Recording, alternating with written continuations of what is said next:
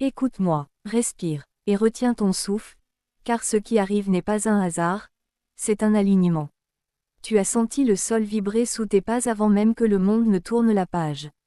Tu as perçu ce frémissement dans l'air, cette tension douce, cette étincelle qui refuse de s'éteindre.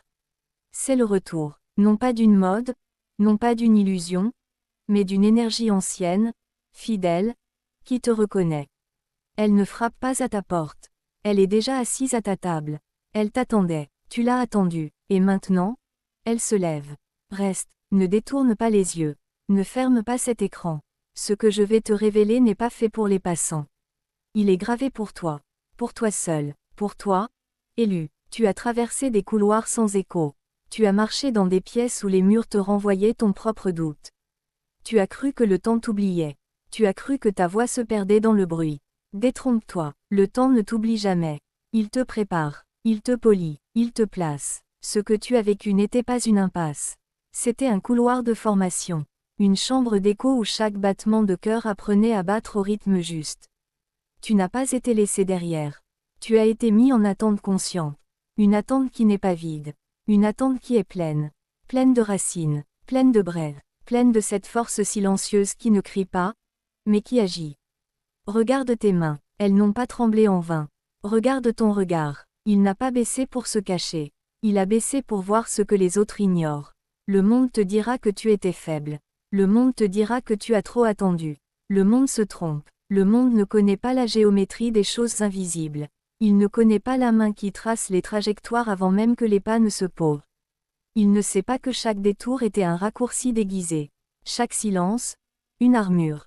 Chaque pau, un point d'appui.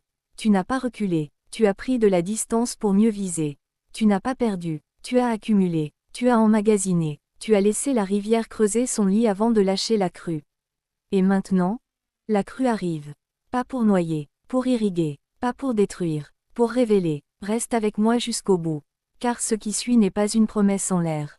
C'est une clé qui tourne dans une serrure que tu portais sans le savoir. C'est un manteau qui te tombe sur les épaules, lourd non pas pour t'écraser, mais pour te couronner. Tu es prêt, tu l'as toujours été, il ne manquait que le signal.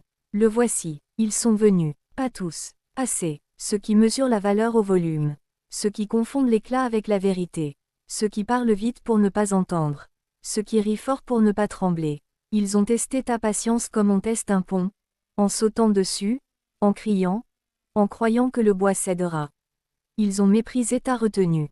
Ils l'ont prise pour de la peur, pour de l'absence, pour un vide à combler. Ils ont jeté des pierres dans ta rivière, espérant troubler le courant, espérant te faire sortir, espérant te voir courir derrière leur bruit. Mais tu n'as pas couru. Tu as regardé, tu as laissé les cercles s'élargir. Tu as laissé les vaguelettes revenir à la rive. Tu savais quelque chose qu'ils ignoraient, que l'eau ne se bat pas contre le bruit. Elle le traverse, elle le porte, elle le transforme. Ils t'ont observé de loin. Ils ont cru voir un homme à genoux. Ils n'ont pas vu un homme enraciné. Ils ont cru entendre un souffle court. Ils n'ont pas entendu une respiration profonde. Ils ont cru saisir une faille. Ils ont saisi un seuil. Leur mépris n'était pas une condamnation. C'était un filtre, un tamis. Ils séparaient le grain de l'ivraie, non pas pour te punir, mais pour te protéger. Tu n'as pas besoin de leur approbation pour exister. Tu n'as pas besoin de leur regard pour avancer. Leur présence avait une fonction. Te rappeler que tu ne marches pas pour eux. Tu marches pour l'ordre invisible qui te guide. Pour la souveraineté qui organise chaque rencontre, chaque retard, chaque porte fermée, chaque voix qui s'élève contre toi. Tout cela n'est pas chaos. C'est chorégraphie. Tu n'es pas une victime du hasard. Tu es un acteur choisi pour un rôle dont tu découvres les contours. Et le rideau se lève. Regarde la mer. Regarde comment elle respire. Elle ne se précipite pas vers le rivage pour prouver qu'elle existe. Elle va, elle revient, elle recule pour mieux avancer. Elle se retire pour mieux charger. C'est la loi de l'équilibre. Pas une loi écrite sur du papier. Une loi gravée dans le mouvement même de l'univers. Quand une vague se lève, elle ne nie pas la marée basse qui l'a précédée. Elle l'embrasse, elle la reconnaît, elle sait que sans le creux, la crête n'a pas de force. Sans le silence, la note n'a pas de portée. Tu as vécu des marées basses, longues, froides, nues. Tu as cru que l'océan s'était retiré pour de bon. Mais l'océan ne ment jamais. Il se retire pour accumuler, pour se charger, pour revenir avec une puissance que le calme seul peut engendrer. Chaque fois que tu as baissé la voix, ce n'était pas une défaite.